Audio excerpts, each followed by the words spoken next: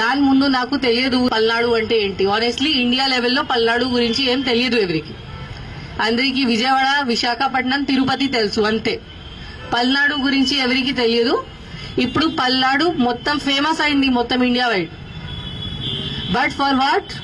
For bad reason, not for good reason. Good reason లో ఉంటే that is very good. But ఎందుకు? నరసరావుపేటలో ఇంత జరిగింది, మాచర్లలో ఇంత జరిగింది. అందరికీ తెలుసు మాచర్ల అంటే ఏంటి, నరసరావుపేట అంటే ఏంటి. దీని ముందు ఎవరికి no knowledge about Palnadu, Narasaraopet, Macherla. అది బాగానే ఉందా?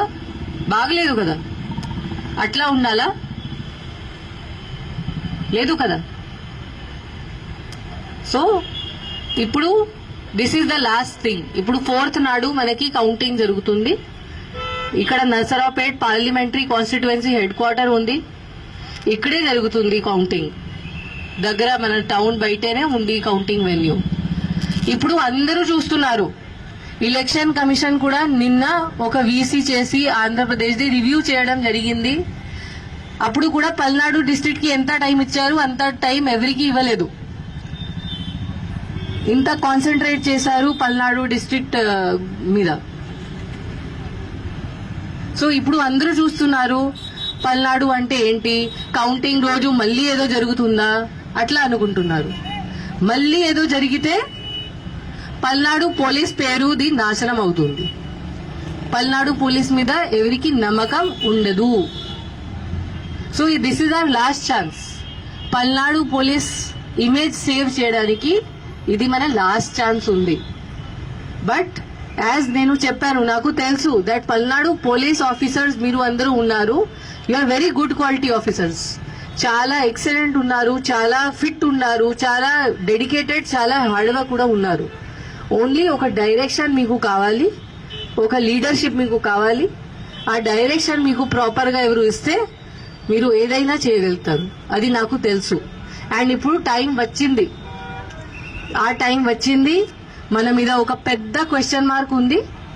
ఆ క్వశ్చన్ మార్క్ క్లియర్ చేయడానికి మనకి టైం వచ్చింది. మనం ఇప్పుడు చూపించాలి that how strong Palnadu police can be.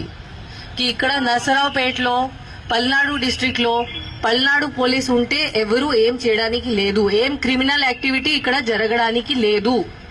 ఇది మనం ఇప్పుడు ప్రూవ్ చేయాలి అందరికి.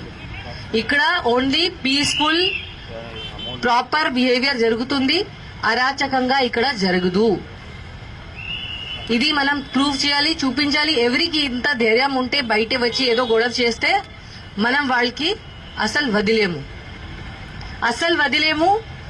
ఎవరైనా ఎనీథింగ్ మన ఇన్స్ట్రక్షన్స్ ఎవరు ఫాలో చేయకపోతే, వాళ్ళు బయట వచ్చి గొడవ చేస్తే, మన 144 కూడా ఉంది, ఇప్పుడు కూడా ఉంది.